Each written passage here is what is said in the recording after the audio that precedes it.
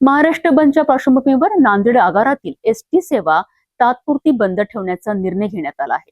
प्रवाशांच्या सुरक्षेच्या दृष्टीने सकाळी 9 ते दुपारी 4 वाजेपर्यंत सर्व बस फेऱ्या स्थगित करण्यात आल्या आहेत। दिल्लीत विद्यार्थ्यांवर झालेल्या लाठीचार्जच्या निषेधार्थ वंचित बहुजन आघाडीने पुकारलेल्या महाराष्ट्र बंदचा परिणाम नांदेड जिल्ह्यातही पाहायला मिळाला। बंदच्या पार्श्वभूमीवर आणि प्रवाशांच्या सुरक्षिततेचा विचार करून नांदेड आगार प्रशासनाने महत्वाचा निर्णय घेत सकाळी 9 वाजल्यापासून दुपारी 4 वाजेपर्यंत सर्व एसटी बस सेवा बंद ठेवली।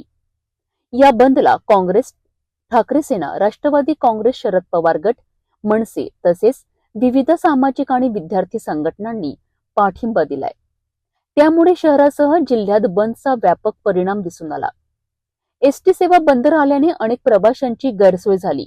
मात्र कोणताही अनुचित प्रकार घडू नये आणि प्रवासी तसेच कर्मचाऱ्यांची सुरक्षितता अबाधित राहावी या उद्देशाने हा निर्णय घेण्यात आल्याचे आगार प्रशासनाने स्पष्ट केलेत। मी बसस्थानक प्रमुख यासिन खान बोलतो। नांदेड मध्ये बसस्थानकामध्ये सकाळी 9 वाजल्यापासून एसटी बसेस बंद करण्यात आलेली आहे।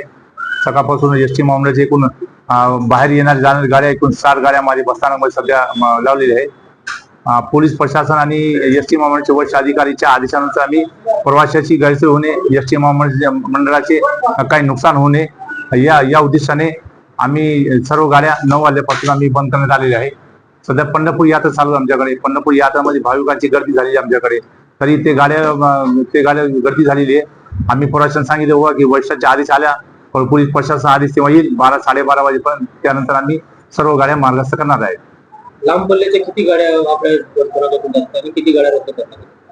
सकाळपासून आमची 36 गाड्या, सकाळपासून 19 ते 20 गाड्या लांब पल्ल्याच्या आम्ही सध्या बंद केलेल्या आहे। कुठे कुठे जातात? ते आता उमरगा आहे, सोलापूर आहे, सातारा आहे आणि ग्रामीणची गाड्या आहेत। त्यामध्ये ग्रामीण भागातून जे लोक येणार आहे ते सध्या बंद केलेले आहे सकाळी 9 वाजेनंतर। महाराष्ट्र बंदचा थेट परिणाम आज नांदेडच्या सार्वजनिक वाहतूक व्यवस्थेवरही झाला आहे।